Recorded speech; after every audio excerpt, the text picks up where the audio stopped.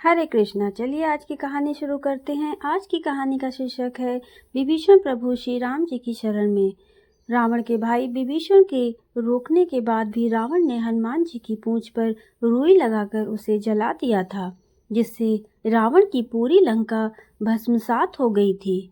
उस भयंकर आग से केवल रावण के भाई विभीषण का भवन ही बच गया था, क्योंकि विभीषण धर्मनिष्ठ और नीतिवान थे।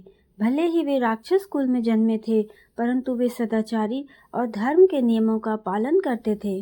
रावण के साथ युद्ध करने प्रभु श्री राम जी वानर सेना के साथ लंका पहुंचे। तब विभीषण ने रावण को धर्म के अनुसार आचरण कर माता सीता को मुक्त करने के लिए कहा, परंतु अधर्मी रावण ने विभीषण का कहना न मानकर उसका अपमान ही किया। रावण से अपमानित होकर विभीषण जी दुखी हो गए।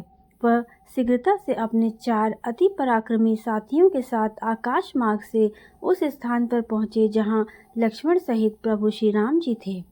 बुद्धिमान महापुरुष विभीषण ने आकाश में ही स्थित रहकर सुग्रीव तथा अन्य वानरों की ओर देखते हुए नम्रतापूर्वक कहा, हे वानर राज, मैं लंका के राजा रावण का छोटा भाई विभीषण हूँ।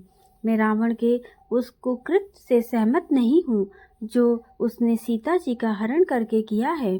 मैंने उसे सीता जी को लौटाने के लिए अनेक प्रकार से समझाया, परंतु उसने मेरी बात ना मानकर मुझे अपमानित किया और मुझे लंका से निष्कासित कर दिया। इसलिए मैं यहाँ श्री रामचंद्र जी की शरण में आया हूँ। कृपया आप उन्हें मेरे आगमन की सूचना दें।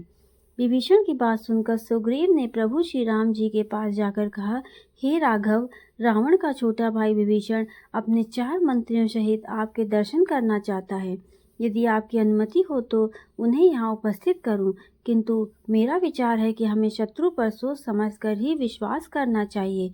एक तो राक्षस वैसे ही क्रूर, कपटी और मायावी होते हैं, और यह तो रावण का सगा भाई है। ऐसी स्थिति में तो वह बिल्कुल भी विश्वसनीय नहीं है, किंतु आपकी आज्ञा हो वैसा ही करूं। सुग्रीव के तर्क सुनकर प्रभु श्री राम जी बोले, हे वानर राज, आपकी बात सर्वथा युक्ति संगत और हमारे हित में है, परंतु राजाओं के 2 शत्रु होते हैं, एक तो उनके कुल के व्यक्ति और दूसरे उनके राज्य के सीमा के निकट शासन करने वाले अर्थात पड़ोसी शासक। ये दोनों उस समय किसी राज्य पर आक्रमण करते हैं जब राजा किसी व्यसन अथवा विपत्ति में फंसा हुआ होता है। विभीषण अपने भाई को विपत्ति में पड़ा देखकर हमारे पास आया है। वह हमारे कुल का नहीं है, हमारे विनाश से उसे कोई लाभ नहीं होगा।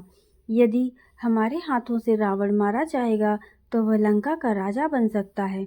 इसलिए यदि वह हमारी शरण में आता है तो हमें उसे स्वीकार कर लेना चाहिए। शरणागत की रक्षा न करने से बड़ा पाप लगता है, इसलिए शरण आए विभीषण को अभय प्रदान करना ही उचित है। इसलिए आप उसे मेरे पास ले आओ। जब सुग्रीव विभीषण को लेकर प्रभु श्री राम जी के पास आया तो विभीषण ने दोनों हाथ जोड़कर कहा, हे धर्मात्मा, मैं लंकापति रावण का छोटा भाई विभीषण हूँ।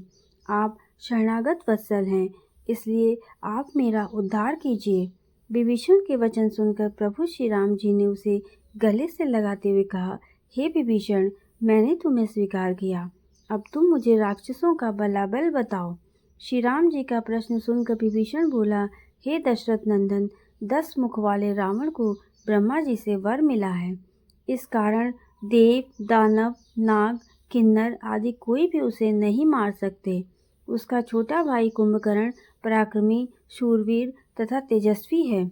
उसके सेनापति प्रहस्त ने कैलाश पर्वत पर दुर्दमनीय मणिभद्र को पराजित किया था।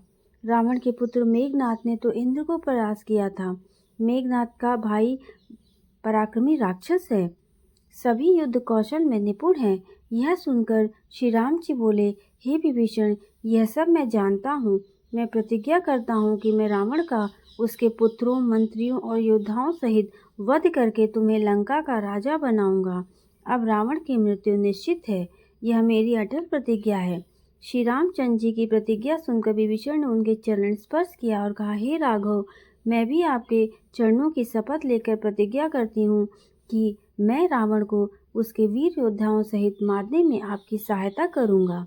विभीषण की प्रतिज्ञा सुनकर प्रभु श्री रामचंद्र जी ने भ्राता लक्ष्मण से समुद्र का जल मंगवाया उस जल से विभीषण का अभिषेक किया और संपूर्ण सेना में घोषणा करा दी कि आज से महात्मा विभीषण लंका के राजा हुए। तो हमारी कहानी यहीं पे समाप्त होती है और मैं आशा करती हूँ कि आपको ये कहानी अच्छी लगी होगी।